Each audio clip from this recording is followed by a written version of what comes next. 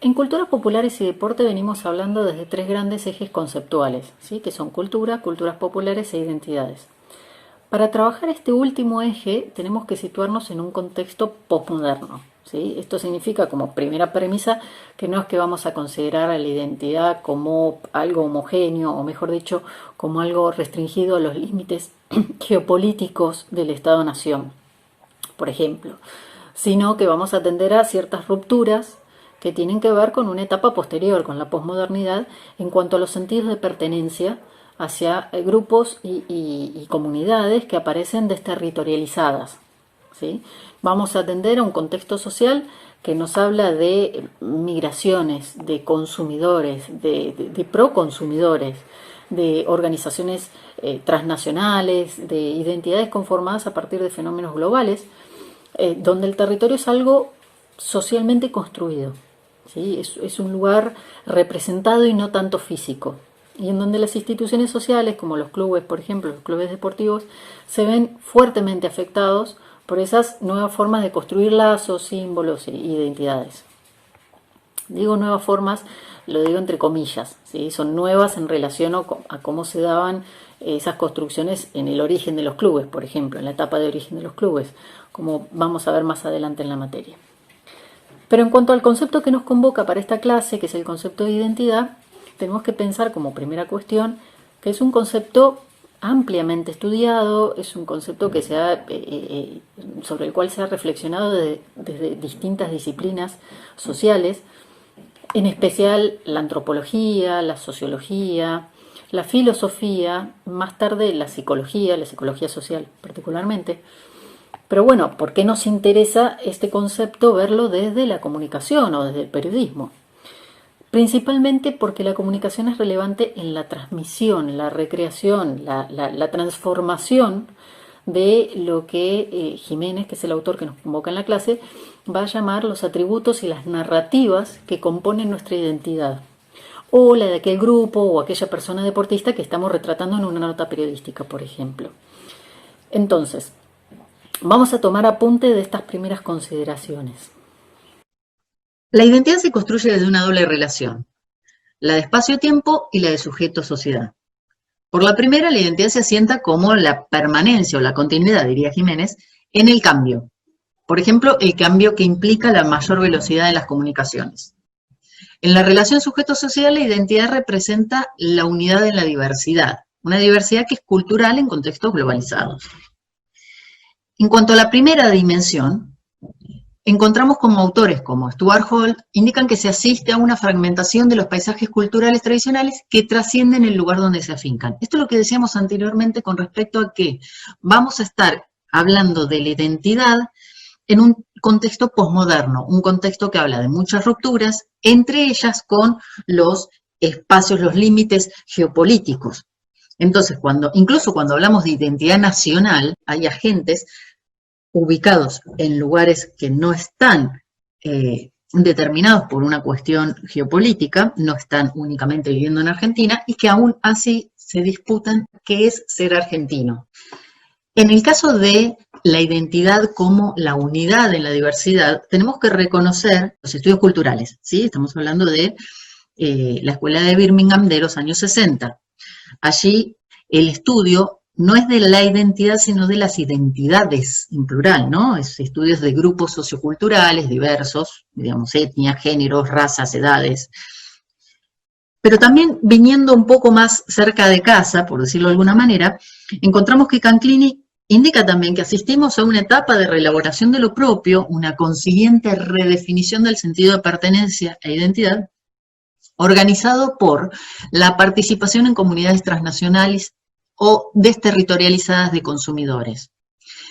Esto también lo podemos ver no solamente en cuestiones generales de identidad, sino en la identidad de ciertos grupos que desarrollan determinados deportes cuyo origen está en otros países. Pero también reconozcamos a autores como Berger y Luckmann, que ya en libros clásicos de ellos en realidad, indicaban que la identidad se halla en relación dialéctica con la sociedad, es mantenida, modificada o reformada por relaciones sociales. Esto también lo decíamos anteriormente, esta cuestión de que la identidad es susceptible de ser modificada. Recuerden que estos autores, por ejemplo, hablaban en su momento de que hay una socialización primaria y una socialización secundaria, es decir, que la identidad se va construyendo también por etapas del individuo, en donde ese individuo no solamente aprende determinadas pautas sociales, sino que a medida que va transitando su vida y determinados y distintos contextos sociales, también la va transformando, ¿sí?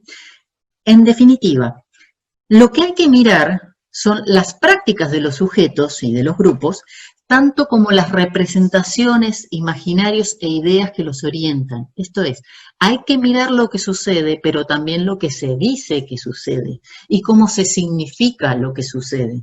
Ambas cosas son importantes. Entonces, cuando en la materia hablamos de identidad, hablamos en plural y en colectivo. Hablamos de identidades sociales, como menciona Jiménez. Y eso, indefectiblemente, nos lleva a concebir la construcción de las identidades en relación a otros, ¿sí? Otras personas, otros grupos con los cuales me identifico o de los cuales me diferencio, pero siempre en relación a. Esto es así porque se parte de un principio de distintividad, particularmente cualitativa, por el cual en el mismo momento en que estamos diciendo yo soy, estamos también diciendo yo me distingo de, ¿sí? O soy de tal manera porque no soy de tal otra.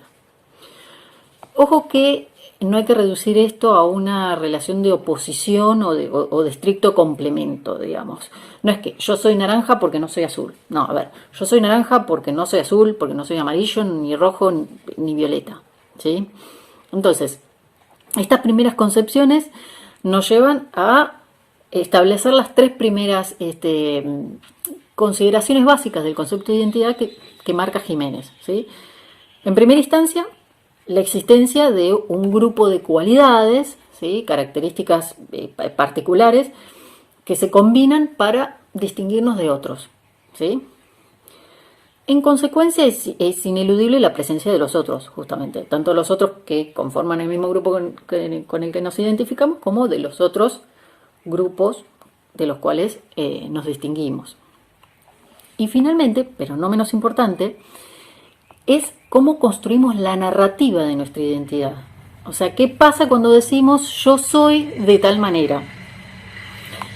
Características entonces, relaciones sociales y narrativas son tres aspectos que entonces no faltan nunca cuando hablamos de identidades sociales. En esta materia retomamos el texto de Jiménez para obtener una serie de conceptos que nos ayudan a explicar, digamos, la complejidad de su construcción, pero también para utilizar esos conceptos como categorías de análisis, ¿sí? Categorías que nos permitan hacer lecturas más complejas de la realidad y en particular de las culturas populares vinculadas al deporte. Las reflexiones, digamos, sobre las identidades surgen especialmente para visibilizar las relaciones de poder sobre las minorías. Esa es la importancia que tiene la revisión de estos conceptos. Entonces, vamos a ver de a poco los puntos centrales de esta propuesta. Por redes sociales nos referimos a la pertenencia social a un determinado colectivo, a sus normas, su mundo simbólico, su mundo cultural, algo que más adelante en la materia con Pierre Bourdieu vamos a ver que es el hábitus, ¿no? Estas normas que el individuo tiene internalizadas y que orientan sus propias prácticas. Sin embargo, tenemos que recordar que existe la posibilidad de disenso, digamos, existe una tendencia también del individuo a cierta autonomía dentro del grupo. Las características, este segundo criterio a partir del cual podemos definir la identidad, las identidades sociales en rigor, son atributos identificadores, algunos propiamente individuales y otros que son del grupo, son sociales, como por ejemplo el caso de los estereotipos. Y finalmente el caso de las biografías, se construyen según lo que se elige contar y lo que los demás eligen o valoran de lo que uno cuenta, digamos. Está siempre esta doble mirada entre lo que uno cuenta y lo que otros reconocen sobre lo que uno cuenta. Por eso es el aspecto de las narrativas. Estos tres criterios tienen en común su construcción dinámica.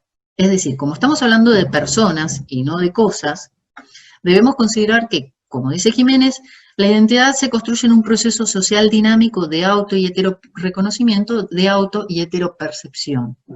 es decir, en el conflicto, podríamos decir, entre cómo se reconoce uno y cómo se percibe uno y cómo nos reconocen y perciben los demás. Entonces, la dimensión individual está dada por una autobiografía incanjeable y la grupal por una memoria colectiva. Desde este punto de vista, siempre que hablemos de identidad, nos vamos a referir a un proceso intersubjetivo y relacional, y más aún a un proceso que habla de relaciones desiguales, de conflictos y de luchas. Para llevar esta idea a una herramienta que nos facilite el análisis de las identidades, Jiménez retoma una clasificación de Melucci que nos permite distinguir entre 4 tipos principales de identidades, que son las desviantes, las etiquetadas, las heterodirigidas y las segregadas. Podríamos decir que las identidades desviantes indican una posición en donde no puedo ser lo que me piden que sea, entonces soy esto otro. ¿Sí? Soy algo distinto. Las etiquetadas, bueno, ya ahí el nombre nos indica un poco, soy como me dicen que sea. ¿Sí? Las heterodirigidas, que también ahí tenemos una pista con respecto al nombre, heterodirigidas, dirigidas por lo que dicen los otros, los de afuera. En este caso, soy como los otros son porque no puedo definir mi lugar. Recuerden que en esto el autor, los autores, están refiriéndose sobre todo a comportamientos multitudinarios o a comportamientos infantiles. Finalmente, las identidades segregadas podrían indicarse en una posición como, bueno, soy así y no me importa lo que digan los demás. A ver, pongamos el ejemplo de una mujer a la que le gusta el boxeo, pero le dicen que tiene que ser otra cosa, por ejemplo, bailarina. Como no puede cumplir con ese requisito, como por ejemplo con el requisito de contextura física que se necesita, realiza acciones que llevan a dañar su cuerpo. Recuerden que el texto, en el caso de estas identidades, habla del consumo de sustancias, la perpetración de robos, de delitos, o comportamientos autodestructivos, como podría ser este el caso. Si ese mismo ejemplo se definiría como una identidad etiquetada, la misma mujer aceptaría que por su condición de mujer debe ser bailarina y no boxeadora, y por ende estudia danzas. En el caso de una identidad heterodirigida, se daría si la mujer o la niña estudia danzas porque todas sus amigas lo hacen, por ejemplo. Finalmente, en ese contexto adverso, donde todos le dicen que tiene que ser bailarina, la mujer tiende a una identidad segregada, se separa del mandato social y entrena para ser boxeadora. ¿Sí? Eso para verlo de manera sencilla. Ahora, ¿qué pasa con las identidades colectivas? Bueno, las identidades colectivas, según Jiménez, son relacionales, ¿sí? Operan como totalidades diferentes de sus miembros que a su vez están vinculadas por un común sentido de pertenencia. Hasta ahí lo que veníamos diciendo. Pero a su vez tienen determinadas características. Requieren para su conformación la proximidad de los miembros en el espacio social. Acá recordemos que espacio social es un término que estamos retomando, por ejemplo, o entendiendo, mejor dicho, desde Bourdieu. Es decir, es el espacio en el que los agentes, las instituciones y los grupos tienden a ubicarse según los bienes en común que tengan. Bienes que son capitales y que conllevan intereses, es decir, en realidad el bien que están disputando. Entonces, no es un espacio que coincida necesariamente con un espacio físico. No necesariamente responden a grupos organizados. No hay una organización que nos indique qué es ser argentino. Y no a todos los argentinos nos convoca la misma idea de identidad nacional. Son dimensiones subjetivas de los agentes colectivos. Acá el autor lo que hace es distinguir entre el actor social y las formas en que se define subjetivamente su identidad. Los agentes sociales tienen diferentes relaciones y afinidades con las representaciones de su identidad colectiva. De nuevo, no es que se coincide de forma total con la identidad colectiva. Uno puede ser de Boca y no ser de la 12, por ejemplo. No toda identidad colectiva genera una acción colectiva, ni toda acción colectiva tiene por fuente una identidad colectiva. Por ejemplo, puede ser hincha de un equipo X, pero no ir a la cancha. No despersonalizan las identidades individuales, salvo en casos específicos de grupos o instituciones totalitarias. En general se permite, entre comillas lo de permite, pero se habilita el disenso, ¿sí? Y esa tendencia del individuo a cierta autonomía. Volviendo a la primera pantalla, en donde les indicaba que la identidad se construye a partir de dos dimensiones, de dos grandes relaciones, una entre sujeto y sociedad y otra en la de espacio y tiempo, es decir, cómo se construye la identidad a lo largo del tiempo, cómo continúa esa identidad, debemos considerar que en principio podemos ser lo que elegimos o se nos impuso ser durante mucho tiempo, pero dado que las situaciones contextuales cambian, nuestra identidad también se transforma. Esto es lógico, es casi sentido común, pero lo que nos aporta el texto de Jiménez es cómo se da esa continuidad o esa transformación. Se da básicamente por dos movimientos, ¿sí? De mutación, por asimilación, amalgama o incorporación, o por mutación por diferenciación, división o proliferación. Amalgama estamos refiriéndonos a cuando dos o más grupos conforman uno nuevo, ¿sí? Incorporación, su nombre lo indica, cuando un grupo asume la identidad de otro. En cambio, cuando existe una transformación, una mutación por diferenciación, la división indica cuando un grupo se divide en dos o más, pero que son dos grupos distintos. Y la proliferación es cuando se originan grupos adicionales, pero diferenciados entre sí. Tal vez es importante aclarar en este punto que el autor está pensando en grupos sociales de diferentes características. Por ejemplo, movimientos sociales, partidos políticos. Y tal vez ahí podrían verse más claramente algunos casos de estos tipos de mutación. Sin embargo, también podemos verlos en el origen de ciertas instituciones deportivas, por ejemplo, en clubes que han surgido como escisión de otros. Lo importante es reconocer que los contextos funcionan como esquemas comunes de percepción, de interpretación y de evaluación que permiten a los sujetos administrar su identidad y sus diferencias. De nuevo, estamos con esta cuestión de que la construcción de la identidad y también su continuidad, no digamos permanencia, su continuidad en el tiempo y su transformación depende siempre de la relación con los otros. En términos generales, el texto de Jiménez y las ideas vistas con respecto al concepto de identidad nos ayudan a analizarla de manera más compleja, ¿sí? La identidad no es esencia, ¿sí? No es algo estático, no es algo homogéneo ni universal, sino todo lo contrario. Se construye siempre en relación, es conflictiva, es dinámica, es intersubjetiva.